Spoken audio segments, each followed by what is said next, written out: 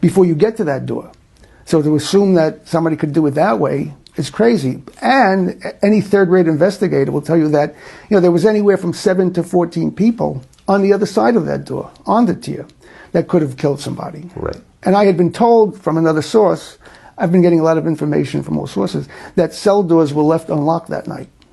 I don't know how many cell doors or whose cell doors, but if cell doors were left unlocked, then somebody could have went into Jeff's cell, killed him, went back into their cell, undetected. Now, in the Justice Department report, it says that from 3 cells, you could see Jeff's cell door. But if you look at the photographs of the tier, there's tiny windows in the cell doors. So in order to see Jeff's cell door from another cell, you'd have to be standing at that window inside the other cells in the middle of the night looking towards Jeff's cell. And if somebody crept low beneath the height of that window, you wouldn't see them. So the fact that, to say that he could be seen from 3 other cells and they didn't see anything, well, chances are the other prisoners were sleeping in those cells if they had nothing to do with it. So again, it's just like a cover-up line. Right. So in other words, the Attorney General said that nobody moved on to the cell block, according to the videotape, but that is irrelevant because if your brother was murdered, he was almost certainly murdered by someone who was already on the cell block. Exactly. Right.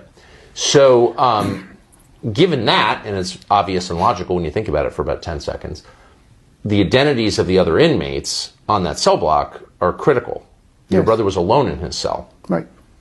So any one of those inmates could have killed your brother. Do we know who they were? No, I can't find out who they were. There were 7 other cells, each with 1 or 2 people in them. Yes. Which means it's either anywhere from 7 to 14 people, other than my brother on the tier that night. I don't know who they are, or I know one, that guy Tattaglione, who was Jeff's cellmate for a while. He was there, and he was there for a long time. So if Jeff was killed, it's a possibility that somebody was planted in there. Cell doors were left unlocked. And then from what I understand, a number of prisoners were transferred off of that tier after the death. So if somebody was planted, he killed Jeff, and a day or 2 later he's transferred out, and he disappears into the ether. I don't know who the prisoners were. I'd like to find out who they are, and where are they now? So there's, of course, a record of this. These are federal inmates in a facility run by the Department of Justice, the Bureau of Prisons overseen by the Department of Justice. So it's not like nobody knows who they were. No, they have to have a record. Right. Sure. But they will not release that to you. I haven't been able to get anything. Right. Let's go down the chain of documents that might explain this mystery.